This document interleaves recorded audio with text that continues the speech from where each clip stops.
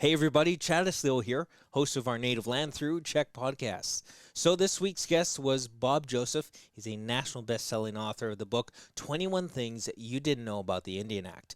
Now, we aired only a 20-minute interview with Bob Joseph, but we've actually talked for a lot longer and had a lot more things to discuss, so I wanted to release sort of a bonus content of that conversation. So please enjoy more of that talk with our guest, Bob Joseph.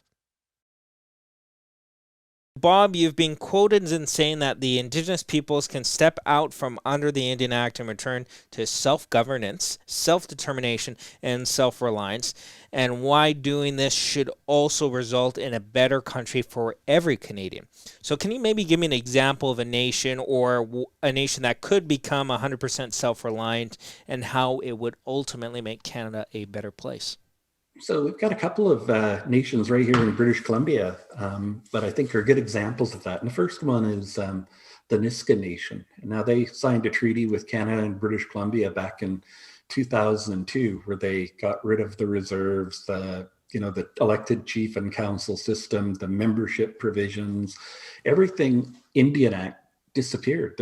There's no Indian Act with respect to the Niska Nation, and they created they are self-governing, they are self-reliant. So they were thinking about things like forestry, and they're sharing in stumpage fees. So any trees that are cut down on Niska lands, the stumpage fees go to the Niska Nation, and that's how through things like that they're going to run their governments. And I mentioned them, and it's not, I'm always quick, like everybody else is, to say it's not a cookie cutter, it's not a blueprint, but it gives you some very common elements about what we can do and what could work, whether we call it a treaty or a reconciliation agreement or whatever we call it. We can call it anything, but it shows you an example of a community who has negotiated a modern treaty that built in, as long as you can show descendancy to a Niska matriarch, they've got a Lisms government and 4 village governments, and they've got all these lands and resources that they're able to do stuff with,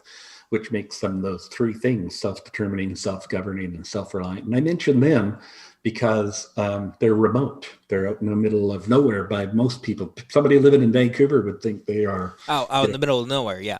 Yeah, they're on the far edge of the empire. And Yeah. so I mentioned them just as an example, and we know it works. And here's my acid test, if you will. We don't hear anything about it.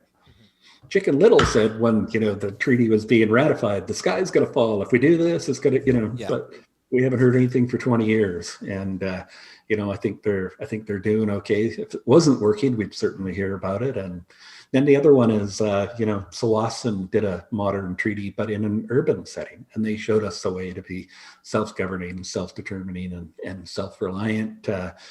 Because it's an urban thing, they're not so worried about natural resources as they are about maybe residential, commercial real estate, and some of those things that they have on the go.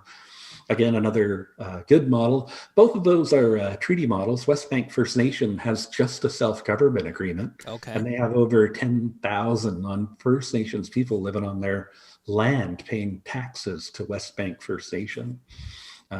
So there's great models of self-government and treaties and reconciliation agreements that when we do them, we can get actually rid of a lot of conflict. The conflict exists because it's unclear who owns the land that pipelines are being built on, that power lines are being built on. Where if we have these negotiated agreements, then we can get some clarity in who has responsibility, and Indigenous peoples can insert their values and their ideas into longer term relationship building. So that's why I say, the big thing that the province craves out of all of this stuff is what they call economic certainty. We want certainty. Well, if you leave it the way it is, there's no certainty. You're always going to be bumping up against, orcas and hereditary chiefs, where if you work it out and come to some kind of an arrangement that you can all live with, you got a chance to have a better, more prosperous nation. So that's where I'm coming from, just in terms of that answer. And just lastly, like I say, it's people that say, is this a cookie cutter approach or is this a blueprint? And I tell people, you're a chef, but you're not a pastry chef when it comes to talking about this, That's a because good, yeah, that's a great way to put it. 11 major language families and over 50 different dialects. You're a pastry chef.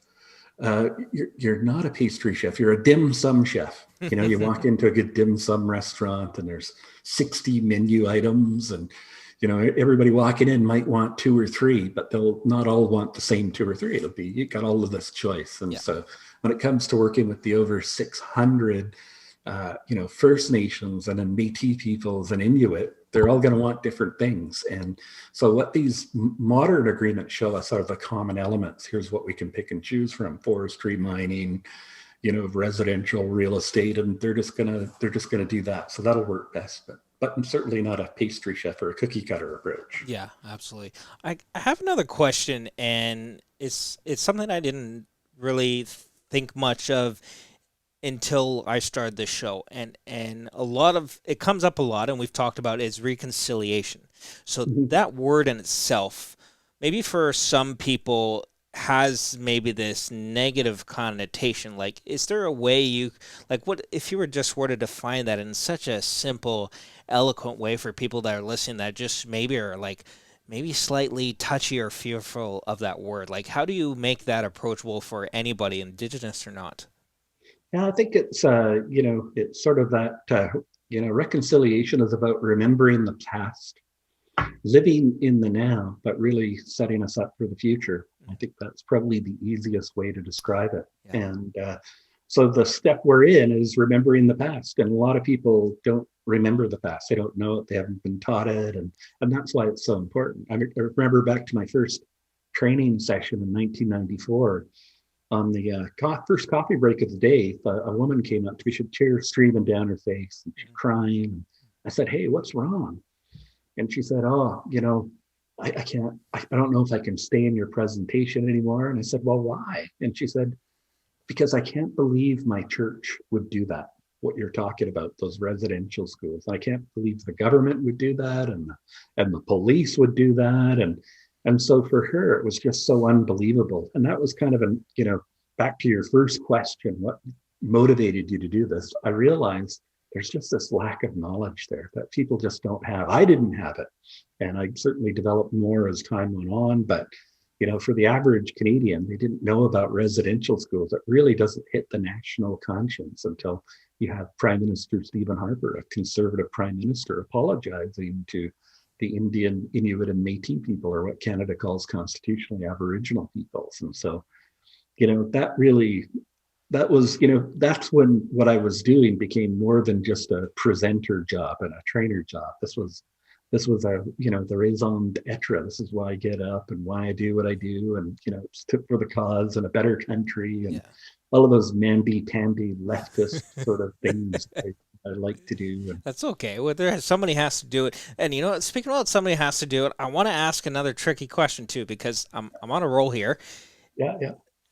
In the past, it's been Aboriginal, and then now it's Indigenous. I get why. There's a lot of reasons for it, but like, what's your opinion? Like, you know, like, is if somebody still says Aboriginal now to you, or like if somebody says it to me, for me, I'm not offended. I'm like, it's just part of just moving forward. But like, what is it to you? Like, how do you grasp that?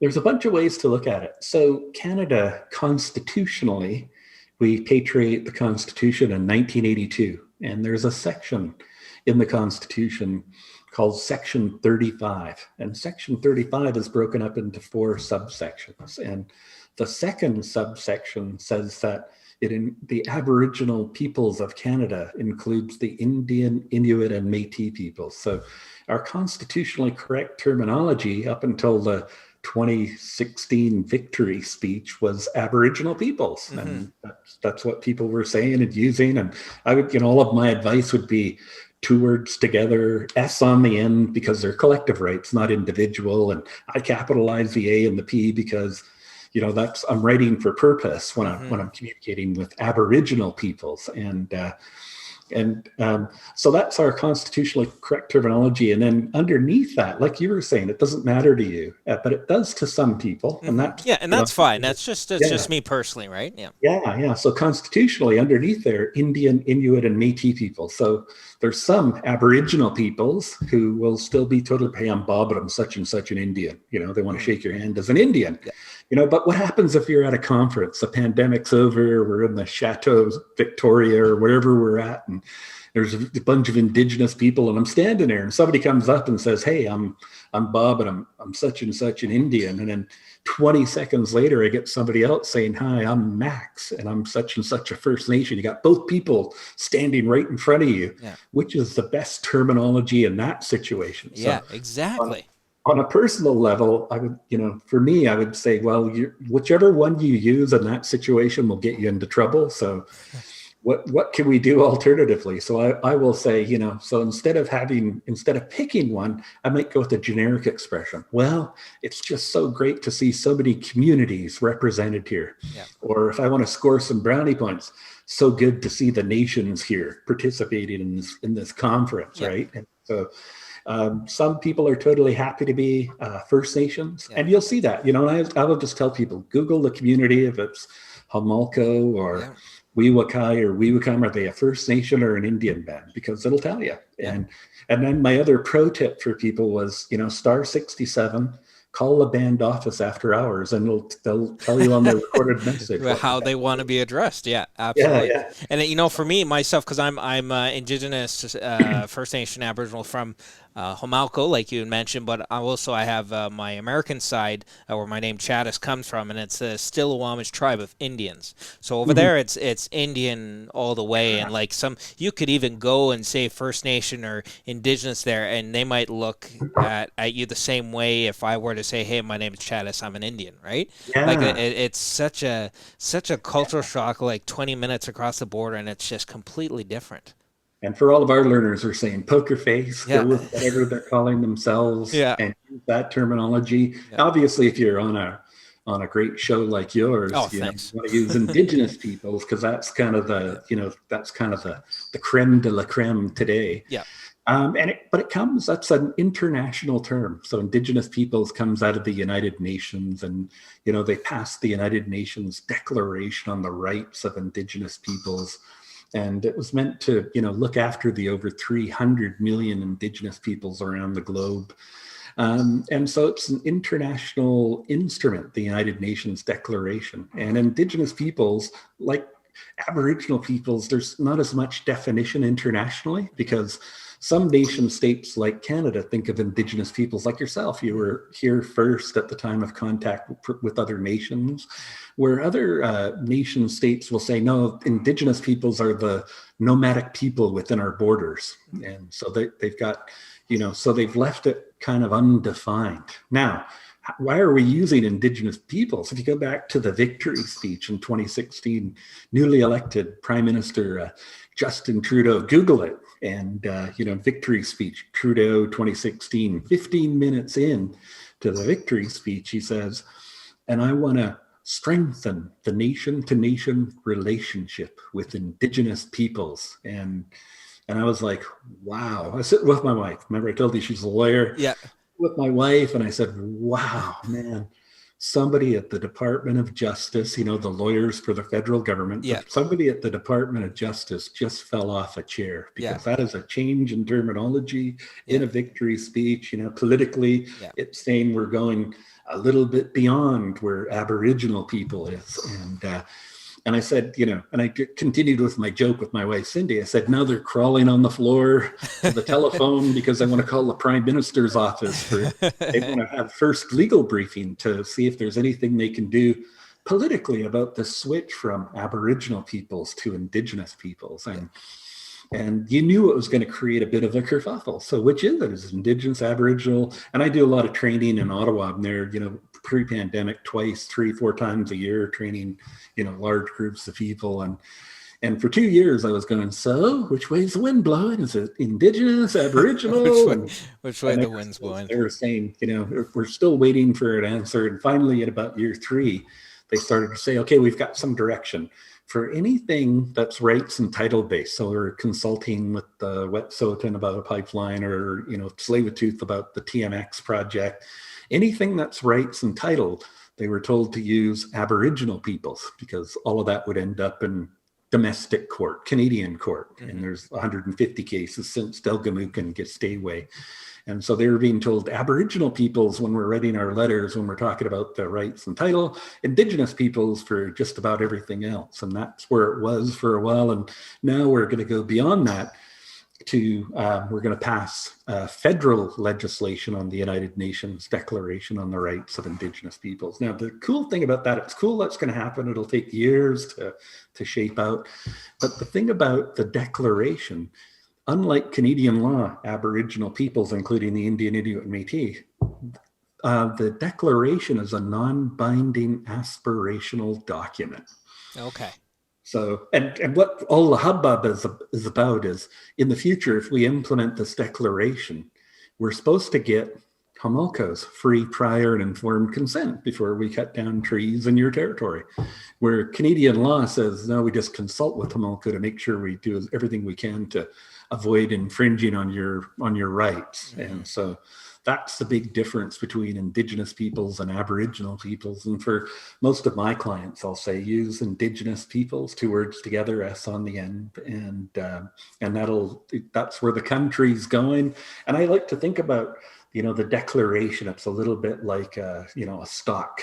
It's just ups and downs, but it's kind of trending it's up. still pushing in the right direction is what we hope, right? Yeah.